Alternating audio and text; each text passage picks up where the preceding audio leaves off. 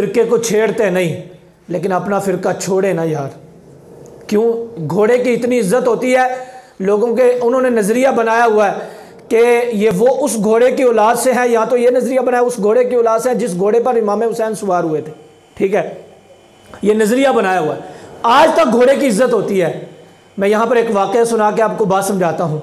फ़तह मक्का हुआ ना, 360 बुत लटके हुए थे ऊपर। नबी पाक सल्लल्लाहु ताला अलैहि वसल्लम बुतों के करीब गए। मौला अली शेर खुदा रज़ी अल्लाह ताला अन्हु को फरमाने लगे, अली मेरे कंधे पे सवार हो गए ना, इन बुतों को तोड़ो, इन बुतों को तोड़ दो। मौला अली कहने लगे, या रसूलल्लाह नाफरमानी हो जाएगी, बेअदबी हो जाएगी, मैं आपके कंधों पे सवार हूँ। हुजूर फरमाने लगे, मैं अली तू मेरे कंधों का बोझ बर्दाश्त नहीं कर सकेगा, मैं तेरे कंधों पे सवार नहीं होगा, मेरा इतना वज़न है, इसलिए तू मेरे कंधों पे सवार हो, ये बेअदबी नहीं, मैं हुक्म दे रहा हूँ। मौला अली कहते हैं, मैं हुजूर के कंधों पे सवार हो गया, मैंने सारे बुतों को तोड़ दिया।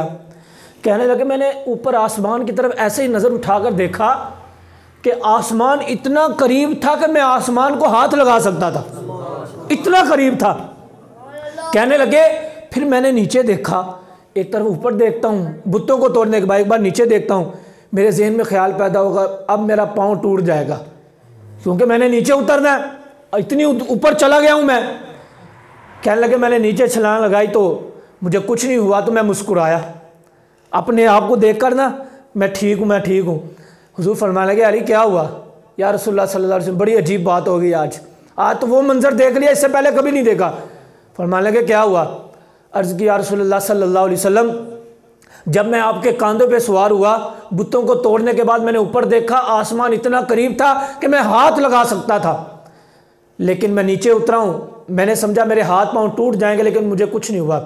मेरे नबी फरमाने लगे, तुम्हें पता नहीं है जिसके कंधों पे तू सवार हुआ वो तो इमामुल अंबिया है, और तुझे नीचे उतारने वाले कोई और नहीं बल्कि हज़रत जिब्रील अलैहिस्सलाम थे।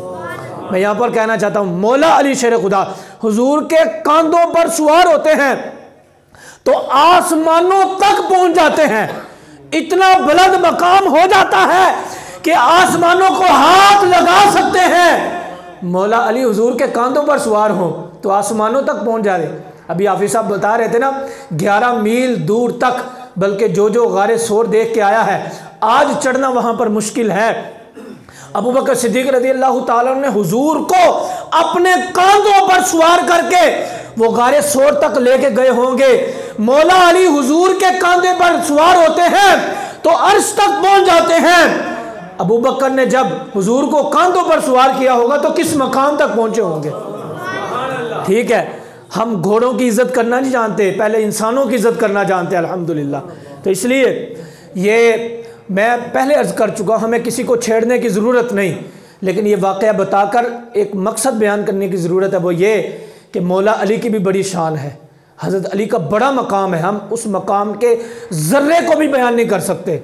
लेकिन यार सबसे अव्वल मकाम हज़रत अबू बकर सिद्दीक़ का है।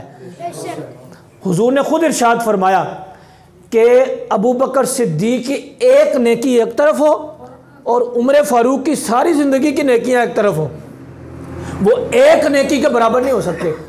हज़रत जिब्रील अलैहिस्सलाम एक दिन आए, हुजूर फरमाने लगे, या जिब्रील ये बताओ मेरे उमर की शान कितनी है, अल्लाह के हाँ मकाम कितना है।